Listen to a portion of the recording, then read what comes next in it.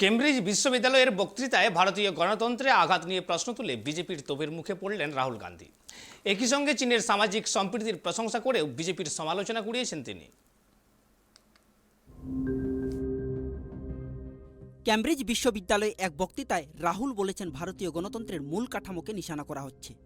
ইসরায়েলের স্পাইওয়্যারকে কাজে লাগিয়ে তার ফোনে আড়ি পাতা হচ্ছিল বলে অভিযোগ তোলেন রাহুল গান্ধী। তিনি বলেন, গোয়েন্দা সংস্থার অফিসারেরাই তাকে ফোনে কথা বলার সময় সতর্ক থাকতে বলেছিলেন, কারণ স্পাইওয়্যার বা আড়ি পাতার সফটওয়্যার কাজে লাগিয়ে তার কথাবার্তা রেকর্ড করা হচ্ছিল। রাহুলের এই বক্তৃতার ভিডিও প্রকাশ্যে আসতেই মোদী সরকারের মন্ত্রী, বিজেপির নেতারা তাকে নিশানা করেছেন। কেউ বলেছেন রাহুল বিদেশে গিয়ে দেশের নিন্দা করছেন। কারো বক্তব্য, উত্তর পূর্বের 3 রাজ্যে কংগ্রেসের হেরে যাওয়ায় রাহুল এসব বলেই নিজের হতাশা উগড়ে দিয়েছেন। राहुल गांधी जी की क्या मजबूरी थी कि उन्होंने अपना मोबाइल फोन जमा नहीं करवाया,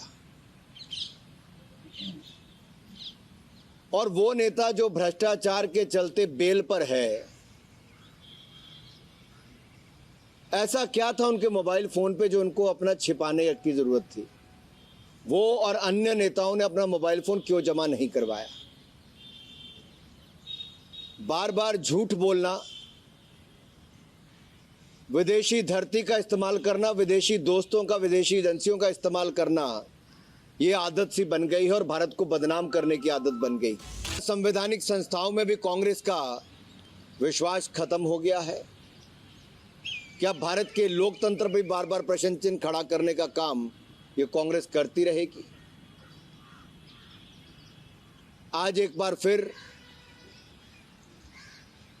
चुनावों में तो सुपड़ा साफ हुआ ही, दिवालियापन और भी नजर आया जब विदेशी धरती पर जाकर भारत को बदनाम करने का कोई कसर नहीं छोड़ी। की बातों का क्या कहना, उनकी सुई कहीं एक जगह अटक गई है, उनको थोड़ा सा आगे बढ़ने की जरूरत है। ওই বক্তৃতায় কংগ্রেস নেতা রাহুল গান্ধী বলেছেন, আমেরিকা যেভাবে ব্যক্তি স্বাধীনতাকে মূল্য দেয়, চীন ঠিক তেমনই সামাজিক সম্প্রীতিকে মূল্য দেয়। এই মন্তব্যের পরে বিজেপির আইটি সেলের প্রধান অমিত মালবীয় কংগ্রেস চীন ভাই ভাই বলে কটাক্ষ করেছেন।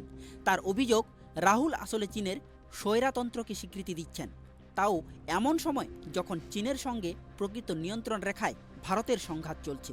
কংগ্রেস মুখপাত্র পবন খেরা পাল্টা প্রশ্ন তুলেছেন, প্রধানমন্ত্রী নরেন্দ্র মোদী বলেছিলেন চীনকে লাল চোখ দেখাবেন, তার কি হলো? চীনের বিদেশমন্ত্রী বিদেশে ঘুরে গেলেও বিজেপি কোনো বিক্ষোভ দেখালো না। খেরার মন্তব্য, শি জিনপিংয়ের প্রতি নরেন্দ্র মোদীর একতরফা ভালোবাসা কোনো কিছুতেই ধাক্কা খায় না। Bureau report, tribe TV.